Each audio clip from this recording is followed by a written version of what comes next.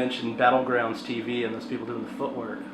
Oh yeah. Guys ever considered doing anything with those or having an event with the guys with the crazy footwork? Yeah, that would be awesome. I feel like we'd have to work on songs for it. Get a little grimier or whatever. Yeah, and like just specific, that shit has to be so fast, but it would be fun, yeah. Because I can't stop watching it.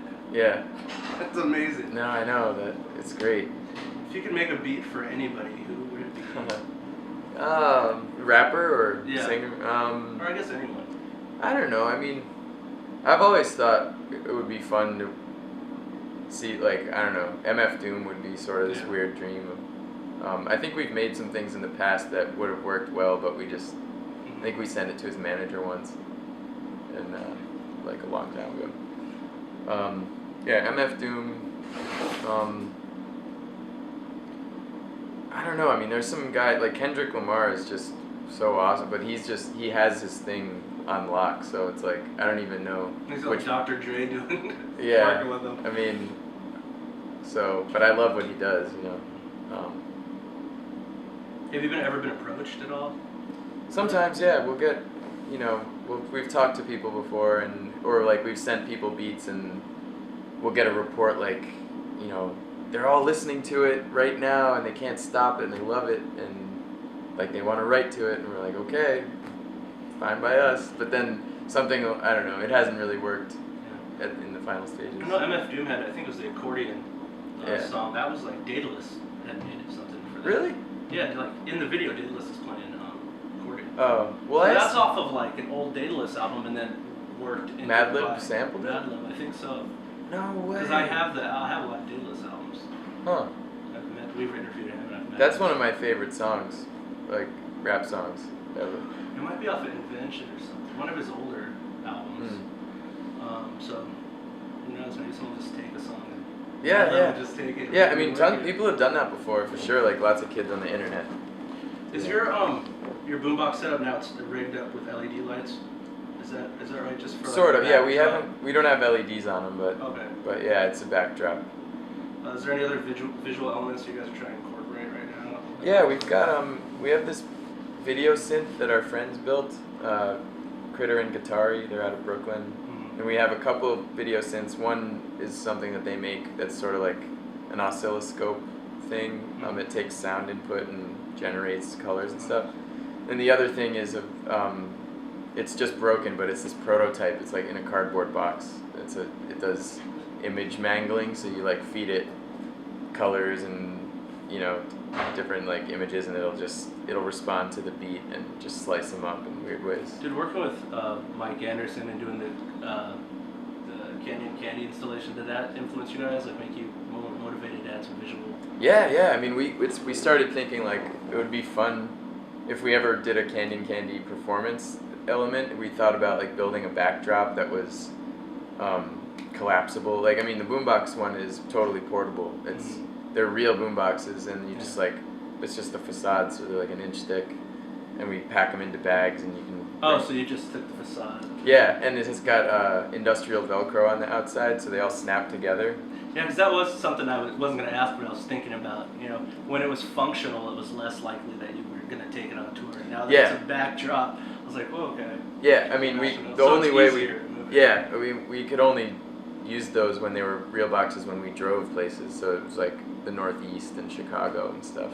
Do you guys ever consider trying to work on like a longer score or is that something that ever interests you? Yeah. I mean, there's the way that like Wes Anderson works with Mark Mothersbaugh, like that would be a dream where a filmmaker kind of knows what you're capable of and just says, like, let's work together. Here's what and if you're. Ideally, it would be you'd know about the idea for the film like while they were writing it, and so you could be kind of develop. It was kind of like a hybrid situation. Like you made Canyon Candy, and then you kind of worked with the score. Right? It was somewhat synchronous. I mean, we were working on the album, and then like Mike was at George's house, like making a mural on his wall, and he like heard him working on cowboy stuff, and he's like, "What are you doing?"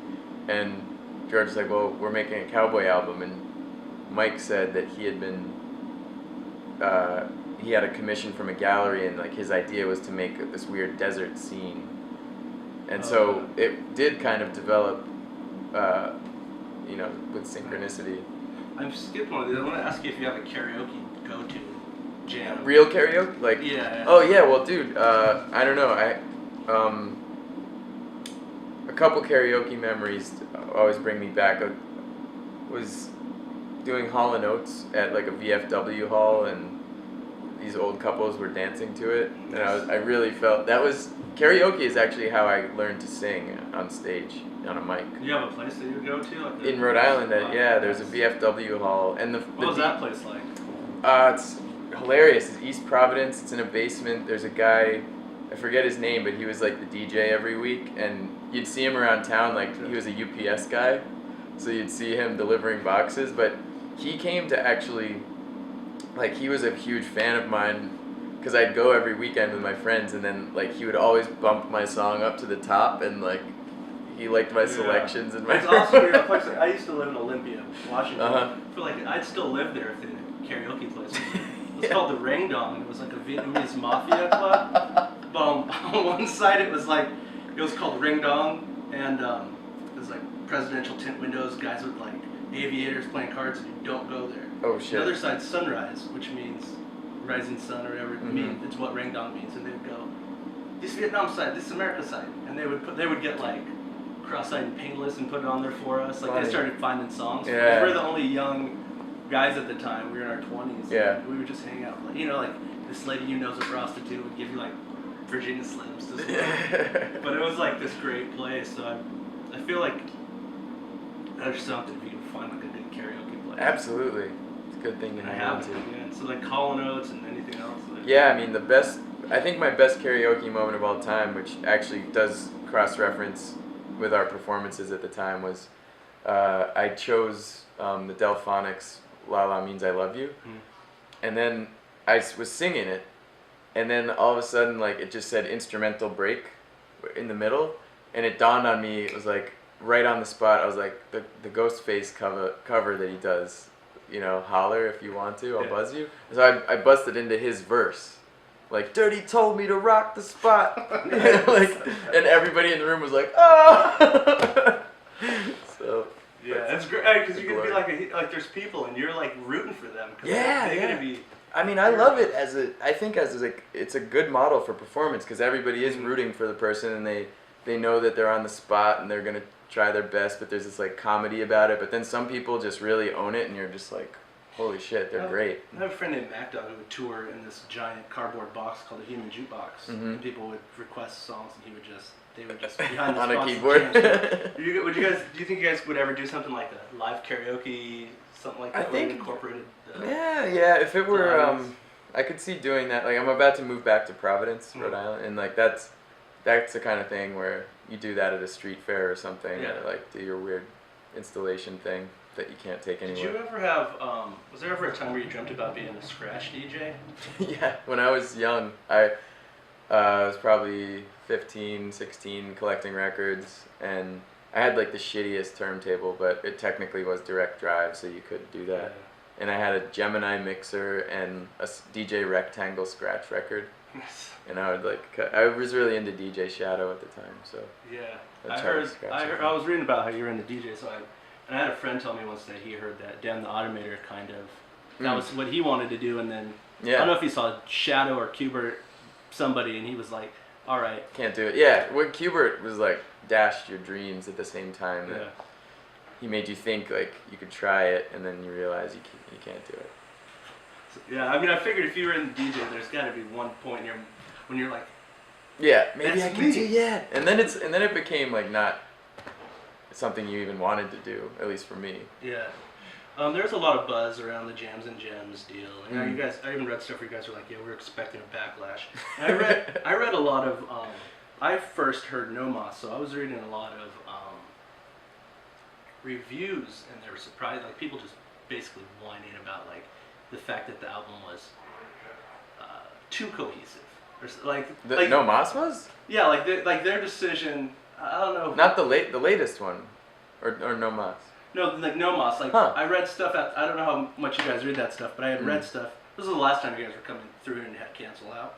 Oh yeah, with sleigh bells. Yeah. And so they were like, I read some reviews that were like, these guys are supposed to sound random. Like, and they decided that that's what you guys were supposed to sound like already. So they're already, by the time your first album came out, they're pissed off. But for me, like, I thought that the way that you guys, I know it's a lot of old material, but what my favorite thing about that album is that it's kind of got this dance vibe. It kind of goes into like the 70s soul, and the sequencing I thought was the most brilliant part of the way that it flowed. I know, I'm sure, like, when you're in it making those decisions, you kind of have to soft focus or whatever, see it that way. But how important is that to you when you guys are assembling either a live set list or just specifically for an album, like the track sequencing? Sequencing's important, really important. And you can have different philosophies about it. Like with Jams and Gems, it was all about making these. Each track was a little piece of the quilt, and then there were these little chunks, and you just lined up whatever abrupt disjunctions would happen when you lined two things up together. Like, I would just sit there in iTunes and scramble them. I mean, Jams and Gems was never the same for more than like a couple weeks. Like, I would, every time we made new tracks, or it was just a CDR, and I would change the order based on my whims. It was like one of those little puzzles you get, the plastic ones where you have to move the pieces. Yeah, and it works in any way. I mean, it's, sequencing No Mas, part of what happened was we did those 12 inches for Thrill Jockey too, and so like we split up a lot of the Jams and Gems material, and some of it we developed and put on those 12 inches, and that was more this sort of like broken radio aesthetic. And then for No Mas, we split it up another way, and we decided to do, it's hard to encapsulate that, what we were going for, but we had these like images in our mind and like sonic palette, like how we wanted it to relate. But it's still patchworky to my ears, but we did try to at least group things so that they would work somewhat with one another. Like, it was a nice idea to be like, try to make a release that has some sort of cohesive effect on a listener. Like, and it travels though. I mean, there's a cohesion, but the cohesion is it moves. Progress. And in and out. And I mean, we can't make the same kind of song twice. Like, we've got some songs that sound like one another, but like ultimately we're not what we're about. So like, we always just figured, well, if we can't sound the same, then any way we order something is just up to us, and like, it's gonna hopefully sound like us to everybody, but it's gonna move, and there are gonna be weird juxtapositions, and